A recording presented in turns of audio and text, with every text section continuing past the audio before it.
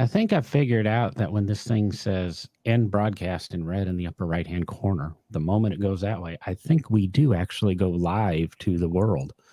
Nice. What's the really funny thing is I really don't know how this is supposed to happen on the Facebook pages. Well, we're live. I can tell you that. Oh, yeah, there we are. We're live on Facebook. I see us there. Oh, yeah. Says we're live now. Yeah, part of the topic tonight and part of I'm going to break the first rule of podcasting. Every podcast coach, every podcast advisor I talk to talks about don't apologize for missing episodes. Well, I in this move, it took a little bit while to set up the new studio. I'm not sure if it still works, so you guys will have to give us some feedback. But I apologize for missing the last couple of weeks because I produced. Will and Derek were actually ready to go for the last couple of weeks for a change, and I just couldn't go. But since I have all the buttons here, so I'm apologizing. I think we're going to try to do a complete run through December without missing a Wednesday, and we'll see where we go from there. Interviews are getting lined back up. Those that we had to cancel because of the let's blame it on the pandemic. It was all because of COVID. Yeah, it was all because of that. So there's my quiet whatever. I'm in this new studio. There's different sounds around me. I'm not sure how good I sound, like I said. So let's what you guys got going on? I'm sharing on Facebook right this second, so go ahead. Oh my God.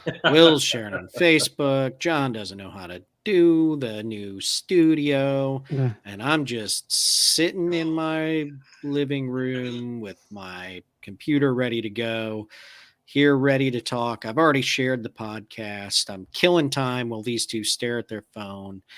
What a day. What a day. Well, I've been working a lot. Yeah. And just having fun. End of year stuff, you know. Yeah. So, Will, how do you feel about electric cars? You're going to jump right into it, aren't you, Derek? I'm just trying to figure out. I mean, we're going to lose every listener, every viewer we have if you guys stare at your phone for another minute. I'm Jeez. done. Gosh. How do I feel about electric cars? Yeah, I don't want to talk about that. Let's not. Well, talk you about brought that. it up. Let's talk about it. I was trying to get your attention. Let's not talk about it. There's got to be something better out there in the world to talk about.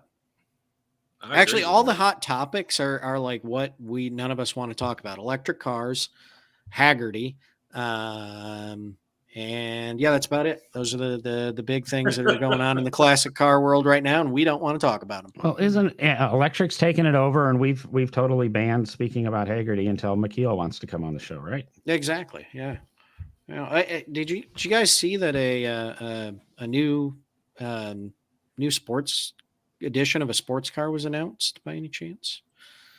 Which sports car was that?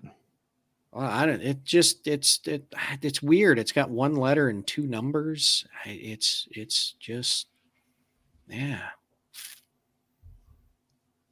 Highest horsepower, naturally aspirated engine. Z06. Yeah, that's what it is. The Z06. Yeah. Have you got to drive one yet? I've not driven one. Have you rode in one? I've putting you on the spot, ain't I? I may have been in the driver's seat and been able to rev the engine. Well, I'm not even going to say what that's like.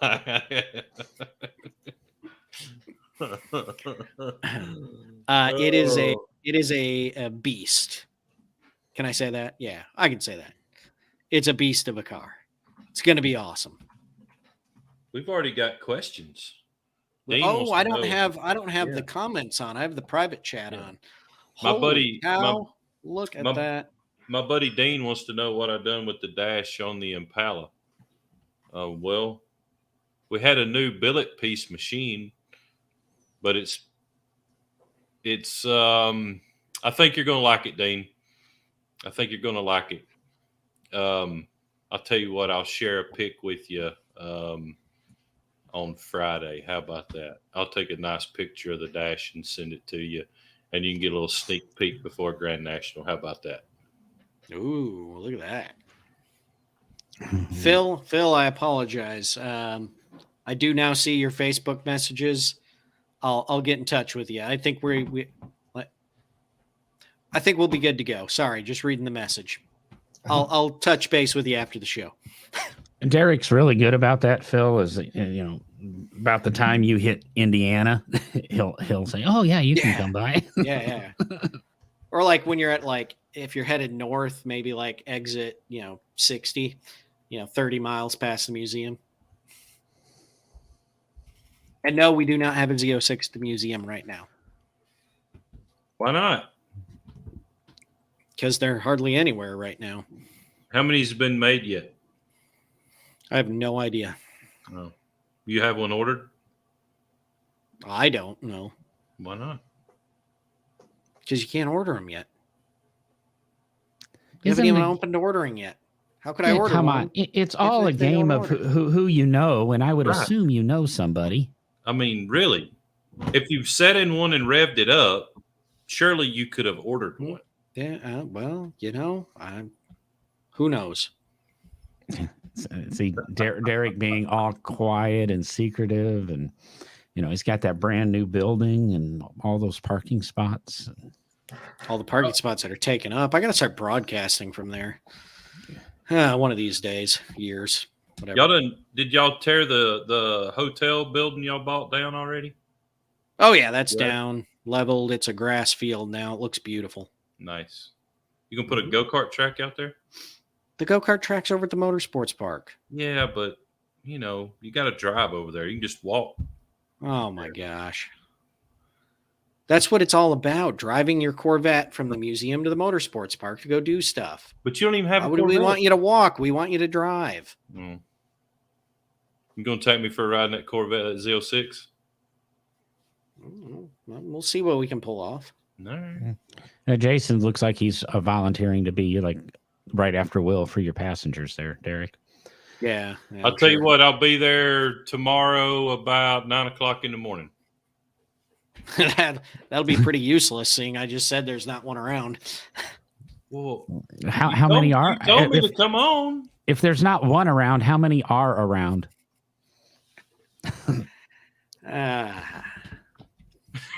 We're going. So, Will, how was the electric car world at SEMA? Did John just read between the lines? Speaking of those electric cars that I wanted to talk about so badly. Well, no, let's skip the electric cars. Now, we should have had a couple of episodes here in the past, especially in the month of November, because let's just go with Will. How did your SEMA go? SEMA was awesome. The crowd was down, but the quality of the people there was extremely high. We debuted a Cadillac that's behind John there on his green screen. We debuted that car in the Zycote Hushmat booth, and Tim was very, very happy with the traffic that came through. Said it was actually better than 19. Said a lot less people, but the people that were there came to do business. And also talking with Johnny McDevitt from Blueprint Performance Engines. They actually sold more engines this year at SEMA than they did 19 at SEMA. So the two companies that I got feedback from were extremely happy with the results.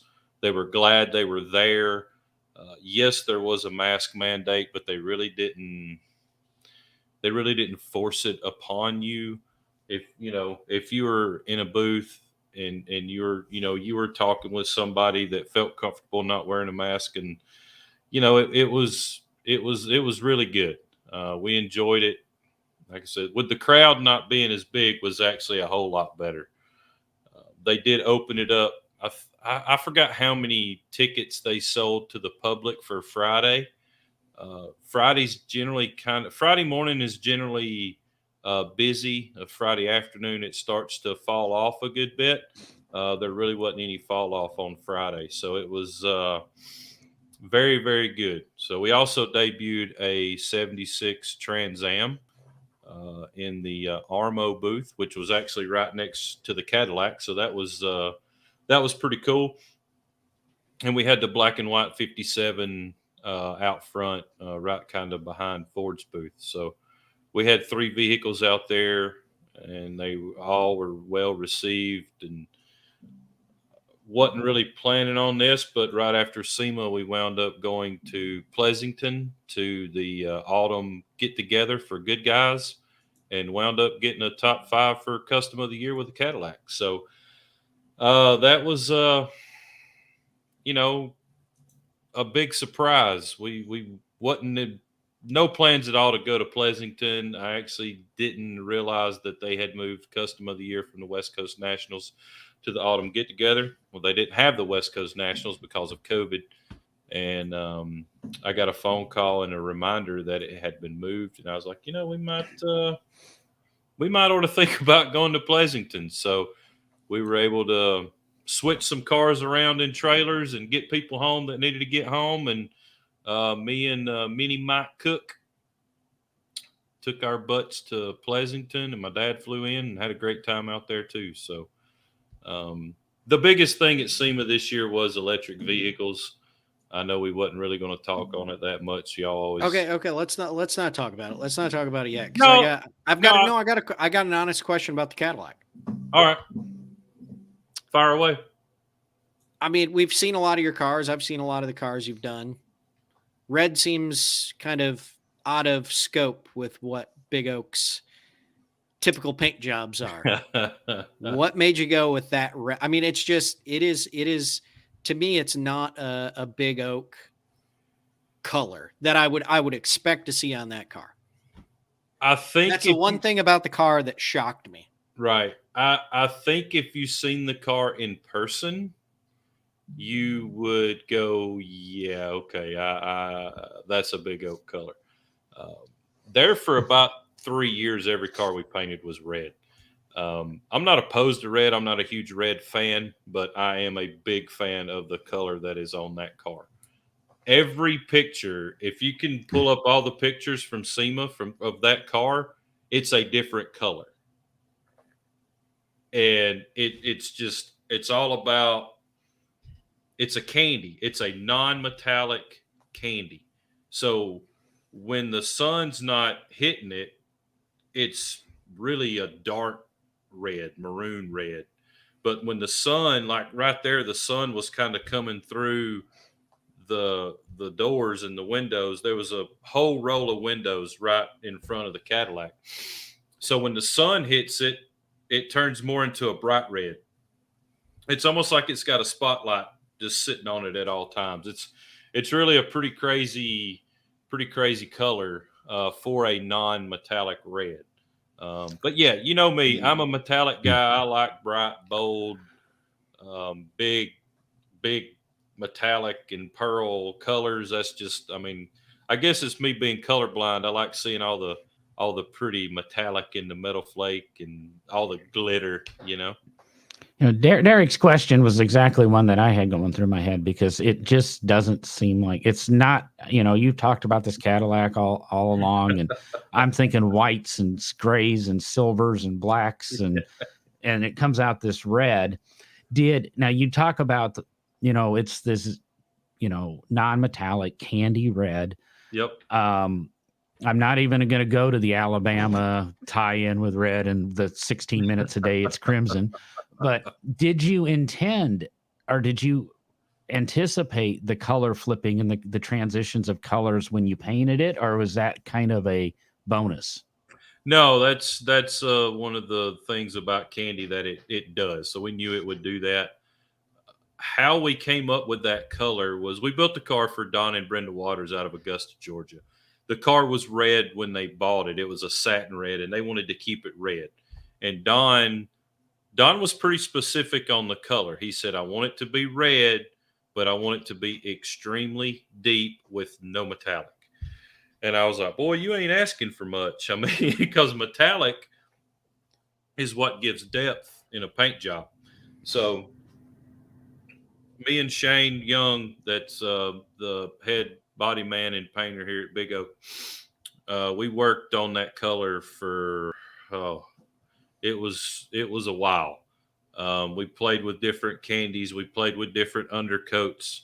For the people that don't know, candy is actually transparent, so you're actually seeing the color that is underneath the candy. So most people apply a gold or a silver, a really high metallic color, and that's what gives you that depth. So you're seeing through that transparent candy and seeing that base coat.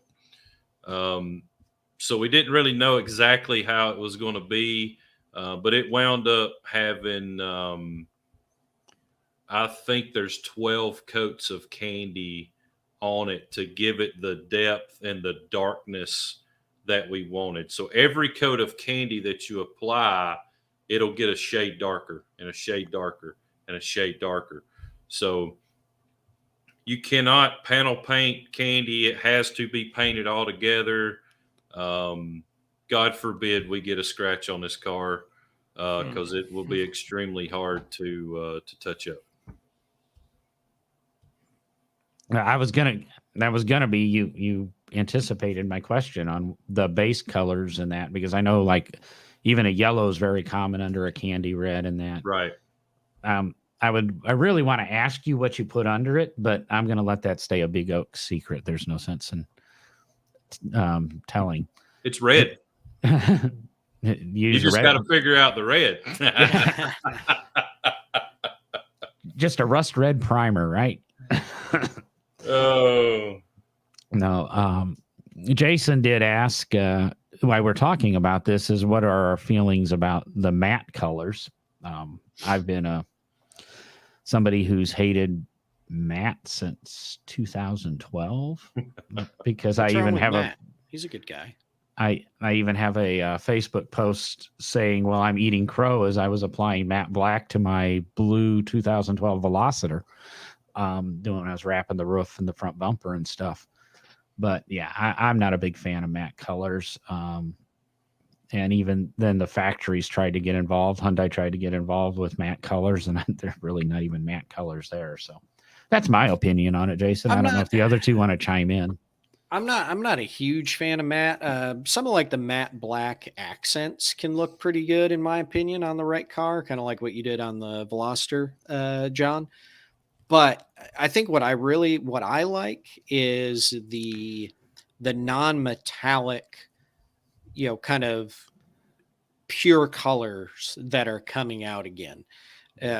Just the solid color, non-metallic. I know Ford's got some colors out. Some of the imports I've seen on, and there's just some really great colors coming back out. And really where my mind immediately went on one of the first vehicles I saw that on, I think it was an F-150, was one of the first trucks I saw a non-metallic solid color on. Was, man, that would look killer on a 30 hot rod, because it would look like traditional paint, but it would just be a little different. And man, could you make a killer looking car. Was that the I want to say putty color, or let's say there's a deep gray Ford had. It was the gray. It was like the deep gray that was just solid color, no metallic. It took you back to almost like a gunmetal gray feel from the 30s era Fords. When I bought my SHO, I had been looking at a truck in that color, and they accidentally prepped the truck as opposed to the SHO for some reason when I bought the SHO. But so I know exactly the color you're talking about, and I liked it enough that I almost put 50 grand into owning that color. But instead, we went with metallic. I'm a fan of matte. I'm a fan of matte finishes, but not, everything under hood doesn't need to be matte black or matte gray or matte, accent color or whatever. I like painting. There are some matte finishes on the Cadillac. The engine is a matte, kind of a rose gold, the same color as the center of the wheels. The center of the wheels is that, that matte rose gold, but that's about it. The inner fenders and firewall and all that stuff is the same color red as the car. I'm a big fan of bringing body color under hood. The Impala's got a little bit of a different twist going on under hood with it. It is not the main color of the body, but it is a gloss finish. I don't want to give it all away, but it's very little matte, very little matte finish on the Impala. The wheels do kind of have a matte, goldy, greeny kind of color, and that is brought under hood and a little bit in the interior, but not a lot of matte finish on the Impala either. The chassis is not matte; it's gloss. The floor pans are actually a contrast color of the chassis, so it ought to pop pretty good from the bottom as well as the top. Now, I think what you said, Will's correct. Is you've got to select where you're using it. It's like to me, and we're guilty of it because we have it in our background. Carbon fiber. It's got to be used sparingly. I'm not a big fan of an all carbon car. It's just little trim pieces. It's okay, but here we go again on my Mini. I've got it in a couple of little places and it works there, but I think much more and it's too much. So speaking of carbon, we got something big with carbon fiber coming down the pipe too. So that's all I'm saying. You got your hand into everything except batteries. That's all I'm saying. The Big Oak carbon electric car.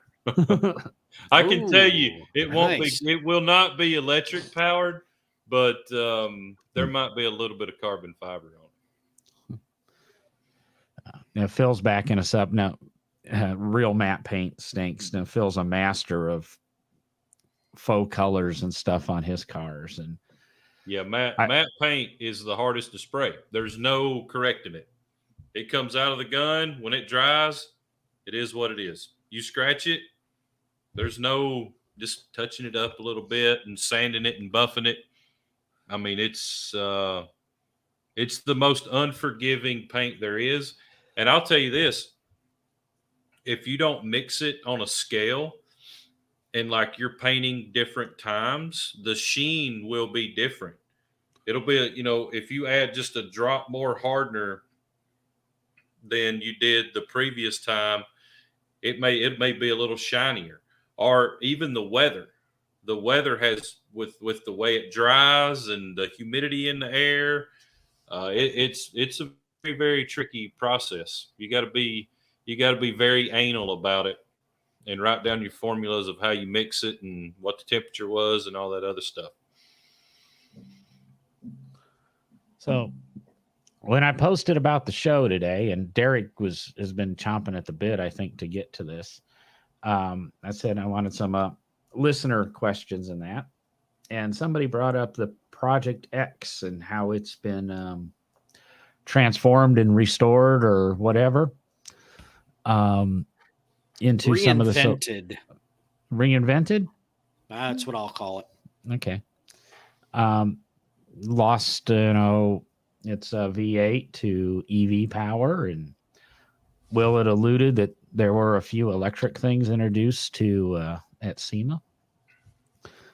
There's been a lot of electric in the news. I know Rivian's trucks are finally on the market, being delivered to consumers, and consumers are reporting back on their quote stellar towing capacities. How you get about a 60% range hit when you're towing. I don't know. Well, hey, you never tow anything further than where you're going to drive, right? I mean, sarcasm, people. But I think John, going back more, Dan's question surfaced or, really touched more on not just talking about electric cars and, what's coming out, what's going on. I mean, Tesla's got the new crate motor they're doing. Chevy and Ford are both talking about, crate motors. But what I liked about Dan's question was essentially it was asking how we felt and thought about GM taking such a historic vehicle from their essentially engineering, side of things and converting it to electric power when historically speaking, it has been a vehicle for some like 60, almost 60 years now that they've been playing around with hot rodding with V8 engines, experimenting with how their aftermarket hot rodding equipment and engines could be dealt with, how to make a Tri-5 Chevy one hell of a hot rod. And so I think that, like, more than talking about electric cars, I think Dan's real focus was how do we feel about such a historic vehicle with such, historic importance within GM and its, development of everything it's done, taking that and turning it into an electric vehicle. Especially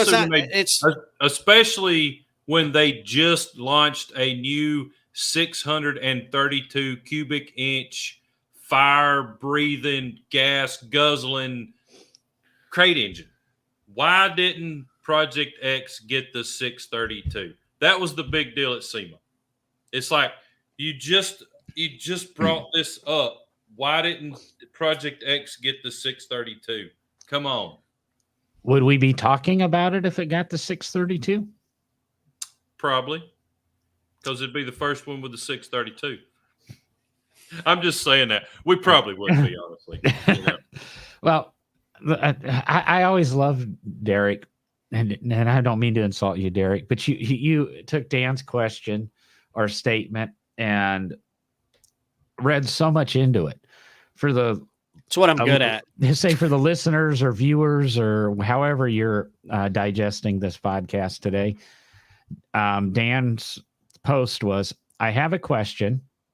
Taking an icon like Project X and screwing it up by making it electric. That was his statement. So sorry, I didn't have it in front of me. I would have read it flat out. I was just trying to, You made it so much more in depth and so much more thought provocative or provoking, excuse me. Or provocative. Hey, whatever, I think there was more people that didn't like it at SEMA that did like it at SEMA. At least the people that I talked to. I'll tell you, if we're done talking about Project X, I want to move to something else. If we're not, we'll keep going. Well, we haven't even answered the question. Well, what's there to answer? He thought they screwed it up, and everybody else does too. So, yeah, and we're with you. I was going to say, I think Derek would probably fall into that same boat. I know how Will's falling, and I'm going to fall into it. But I think from Derek and I's standpoint, is probably the more of the historical aspect. Is it going to be okay to take gasoline powered stuff and make it electric to keep it? Are you screwing up with history? Are you screwing up with or messing up with tradition? This is the way the car was built. This is the way the car has existed. Oh, no, we'll just go ahead and put an electric motor in it now. They're just, but no, I'm gonna disagree. I'm gonna disagree, John. If you're restoring the car, you're messing it up by putting an electric motor in it. However, if you're hot rodding it, now, if we're talking about Project X, there's some gray area, I think, because of the historic significance within General Motors. But if you're hot rodding a car, the tradition of hot rodding is taking a vehicle and souping it up with whatever parts you can afford to buy, however you dream the car up. Do you want a flathead Ford V8 with Arden heads and whatever else, a roots blower, whatever else you can find. You have the money to buy, and in some cases, some of those guys, original hot rodding was just getting whatever they could get out of a junkyard and building the car. Hot rodding has turned into getting a car and buying brand new parts that are on the market from places like Holly and all the other places to make it a much more modern vehicle than it was originally. So when electric motors and electric drive lines are available, that's still honoring the history of hot rodding, because you are having the option to turn that car into whatever you want it to be, whether we like it or not. Okay, Derek. Whether we all like know it or not. we all know what hot rodding is, and we all know where it comes from. And with Project X's case, I might say it's a little bit different, because this car has continuously been upgraded throughout the 55, 65 years of life it's had. But if we went back and we took some hot rod that was made, say, built in 1953 and is kind of all original, etc., and hasn't been, it needs to be freshened, and it needs to be restored so that it can be used. Is it okay to stick an electric motor in it? That car's existed that way. So, well, no, we're not going to say that. Take a 55 Chevy that was built in, say, 62 as a hot rod, and it's run, and it's been in the family, and it's been used. It's a little beat up and abused, but it still runs and exists. Is it now okay 70 years later, whatever we are, 60 years later, to put an electric motor in it and say, oh, it's just I'm hot rodding? And, if it's upgrading, it's fine. But that's like going and saying, well, I've got a Model T and I'm just going to stick an electric motor in it because it's easier to drive than the 3-pedal system or something. I disagree. I understand what hot rodding is, but at some point, the hot rod was built, it was used, and if it hasn't continuously been upgraded, I don't think going back and retrofitting a electric motor in it is proper. Well, then you're talking about a case-by-case basis. Now you're talking about taking a hot rod that was already built and essentially restoring it back to its original hot rod period. But if you're going to go under the theory that you can't stick an electric motor in a hot rod because that doesn't fit the tradition of hot rodding, then nobody should be sticking a small block Chevy in a hot rod either, because they weren't around when hot rodding started. They'd all have flathead Ford V8s in them. Okay, Will, where did you want to go? Well, I will say this. To me, one of the best things at SEMA, since zero emissions is a thing and all of this, whatever crap we got going on, Mike Copeland had a 49 Chevrolet truck there with an LS3 in it that was hydrogen powered. Now, I can get into that. All right. I'm pretty sure it was a supercharged LS3.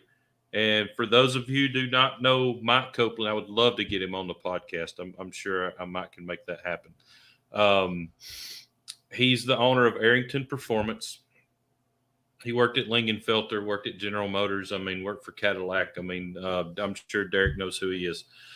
But what he had at SEMA to me was, as far as zero emissions go, is something that I could definitely get into. So, that's just me. I like what he done there. You still got, the sound. You still got, everything you got in a V8 gasoline powered engine with zero emissions. Okay, it's going to push a little water out. All right, we can water the grass with it. You know what I mean? So, I understand the deal of hydrogen, but to me, that was as far as zero emission stuff at SEMA goes, by far the coolest thing there. So, kudos to Mike Copeland. Not only is he good at thinking outside the box and doing stuff like that, he's a hell of a good dude, and I like doing business with him. Did he have any assistance on that project or anything? Because I know Toyota's still big on pushing hydrogen. They're still putting their eggs in the hydrogen basket more than the all electric. I didn't talk. I mean, I talked to him at SEMA, but I didn't ask him. Who helped. As smart as Mike Copeland is, I would be willing to bet he probably done 90% of it in his shop in Detroit area. He's just that. He's a freaking genius. He's one of those guys that is doing what he needs to be doing, because he's just. I wouldn't say he's not one of those guys that makes you feel dumb when you talk to him, but he's like the mad scientist. I don't know if I've met Mike but that name is so familiar to me, and I'm there's projects on the tip of my head that tie back to him, and I don't know how I'm relating back to him. I don't know if I've ever met him or. I bet you have. He's a genius, and that is something I think that's maybe underutilized or underlooked at. That's a horrible phrase, but hydrogen. Thinking about hydrogen powering engines and using that in hot rods and things like that. I mean, that could be one heck of a really, really cool direction that things go to become environmentally friendly, like Will is talking about.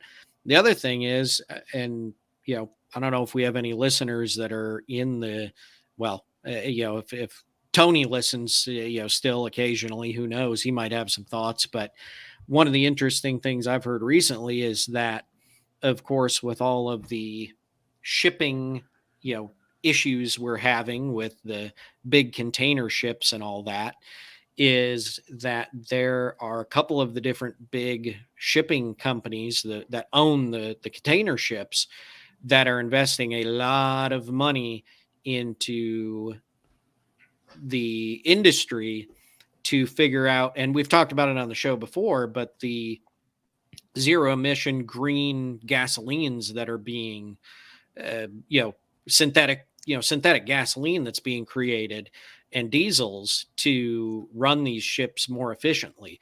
And if that was to take off, I think we could see a huge shift in the industry, just if there was a synthetic green, fuel out there that's not electric option. That was just something I heard recently about, this idea of the shipping industry getting behind these synthetic fuels. Sorry, I was reading some. Yeah, maybe we need to get Dean's son on, our son-in-law. He's on the GM team building hydrogen engines. Yeah, nice. I just saw that post, and if we send us an email, nodrivinggloves@gmail.com, and we'd love to get him on and poke the brains for some hydrogen stuff as opposed to all this electric stuff. I wonder if we could get him and Mike on the same one. Him and Mike Copeland. Well, that'd be pretty cool. I might have somebody that could come on about that too. I'm going to throw that one in your court, Will. Put that together. Squeeze that in. I know you're not doing anything tomorrow. No. Let's get together on that, Will, and maybe Dean, because I know somebody in the defense part of General Motors that's doing a lot of the defense stuff, and she might be able to join us on that too, because she also was pretty prolific with the some of the GM engineering and high performance parts that were being put out for quite some time. Well, let's see what we can put together. I don't want 5 people on one podcast, 6 people on one podcast. Well, we can do it back to back, Yeah. Or we can just We'll we figure just throw something out. John off. We can just throw John out, and you and I can do it. Will. I'll be happy to sit back and produce. I produce a lot of shows from the sidelines. I was reading through the comments if there was anything. Phil brought up the Illuminator. I think I'm going to say sorry, Phil. We're done with electric for 3 episodes. We won't mention electric for 3 episodes unless Elon comes on or Rivian calls me. So there you go. Dean said he will make it happen. So there we go. Okay. I'll call you tomorrow, Dean. I'm going to be on the road for a while. Sorry, Charles, I won't be at the shop in the morning. Get with Chris. Get with Chris. He can take care of you. All right. Sorry. Well, just doing business, whatever. Yeah, well, we had the episodes of selling stuff. We had the episodes of, what jobs available this week. So now we're just doing Will's schedule. Yeah. Hey, it works. This is how busy that man in the upper corner is people have to come onto our comments to make appointments with him. Oh. So I don't know if there's much else. I mean, we're a short show, but if we're a short show, let's be a short show and not waste I would everybody's like time. to bring something up that we talked Go about. ahead. We touched just a brief amount on it in the pre-show was the new museum that's being opened up in Cartersville, Georgia.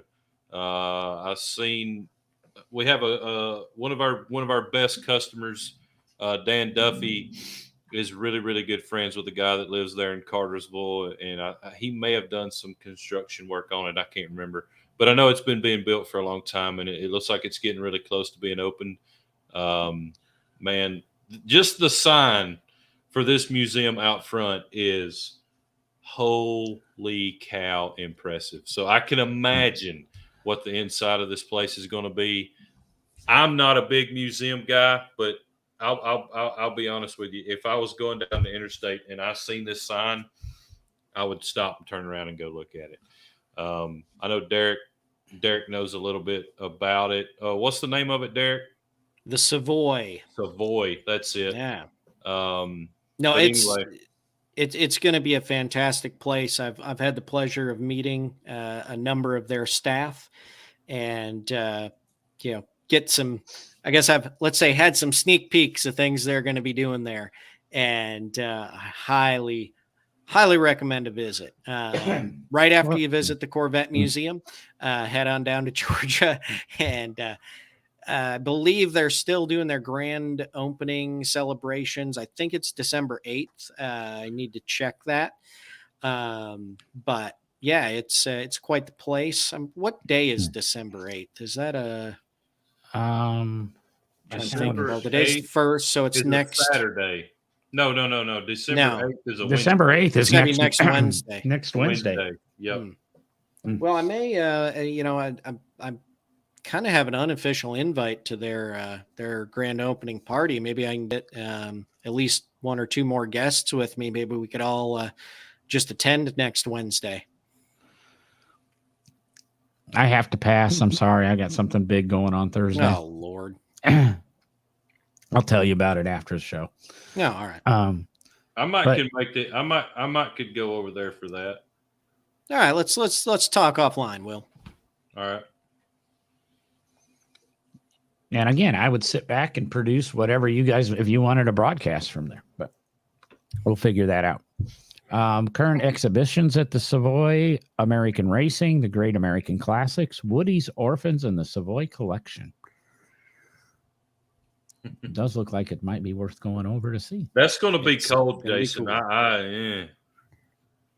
I don't know about that. It's going to be real hard because it doesn't run. So if y'all want to come push it all the way there, let's do it. I'll come put it on my trailer and you can ride in it. How about that? There we go. Yeah, I'll put it on the trailer. I'll sit in it and pretend I'm driving. I'll even make the noises. There you go. Yeah.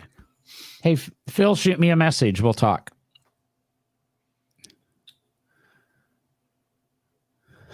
It's what it's all about. Networking, baby. Networking. That's it. So can you give us a little bit of can you talk about the Savoy a little bit more about pick one car and tell us what it's gonna what's in there, maybe?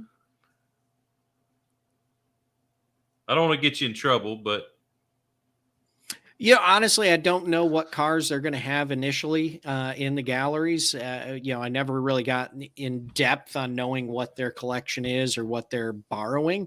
More so, just seeing some of the renderings of the exhibits they're going to be doing and the way they're making the place look is what impresses me. Yeah, like I said, I mean, John just listed the galleries, and some of them have very specific names that kind of give you a clue right. as to what type of vehicles are going to be in there. But yeah, I don't know specific vehicles from their collection. Gotcha. Wish I did. Wish I did know more. I mean, Yeah, they're very elusive. I try to deal with. Yeah, I try to deal with the 100 and some odd, just over 100 Corvettes and certain Corvette related vehicles in the collection I oversee. Will so. It looks Is there like a Corvette in there? They have a Shelby Mustang in there. It looks like. Yeah. I'm pretty sure they have at least one Corvette, from what I recall. It's kind of hard to have a car museum and not have a Corvette in it, right? Yeah. The Henry Ford's probably even got a Corvette in it, right? So even Barber's had a Corvette in it. Yes. Yeah. So, Yeah. The Henry Ford has a 55 there you Corvette, go. of course, because of the V8. But ironically, the Corvette Museum has a Ford in it. So, well, it saved Corvette from the chopping block. That's all I'm gonna say. And to answer Colin's question, because we're about to wrap the show up, thanks for coming late to the show. And no, if you were here for the beginning of the show, I got lectured on being too intellectual again. So NAM is off the table right now. Oh, I did think about saying something even in our preview about NAM. Did anything? We'll let you be a little intellectual. We've got a lot of people still listening, and we may as well put them to sleep as the show begins. Award-winning collections department at the National Corvette Museum. Thank you. We won some significant NAMI awards, including the NAMI for exhibits this year because of our performance gallery and the work we did on that, turning it into a modern interactive gallery that is easily interchangeable and yet still interactive no matter what we do. And we also took second in the category for our Ed Big Daddy Roth Ratfink exhibit, where we had a lot of the Ratfink cars up and some cars that were inspired by Ed Roth. So, we showed them. That's what I like to say. Sorry to all my museum friends that are listening that were at the NAM conference, but yeah, we kicked butt. That's what I'm going to say, Toby, if you're still listening. And Derek doesn't text and tell us this stuff, or at least doesn't text and tell me, but nobody ever talks to me anyway. John and I have had this conversation. I don't talk about I don't. It's not something I do. I just do my job. I go on. I keep doing it. Yeah. So we created this podcast so Derek has could brag about himself for 2 minutes a year. Exactly. No, congratulations, Derek. I know that stuff. It means a lot in that world. Ironically, I was at a dinner the other day and met somebody who does museum exhibits too. So, who'd you meet? We'll talk about it off air, but all right. So, but it's just kind of funny just to stumble across these things. Not the last place I would have expected to meet somebody who kind of did this similar thing. But let's go ahead. I'm going to wrap it up. There's anything else from anybody? If not, I want to thank everybody who joined us for watching. We're going to be back on the regular schedule. What I want to say. From now on, Wednesdays, From now 9 o'clock. yeah, Whoa, we're going I to go gotta on to see. a regular schedule starting now and Yeah. moving forward. Yes. And I did, if you are an audio And listener. that regular schedule doesn't involve Will missing almost every episode. Mm-hmm. Well, it's Will's down week. You know? So we'll be back on the regular schedule. I just dumped a bunch of back episodes on the audio side. I got some of the Apple stuff worked out. There's still one missing one. I got to figure out what happened to it. So if you're an audio listener, sorry. But our numbers will be great this month. But otherwise, I'm out of here for tonight, guys. Adios. All right. See you later.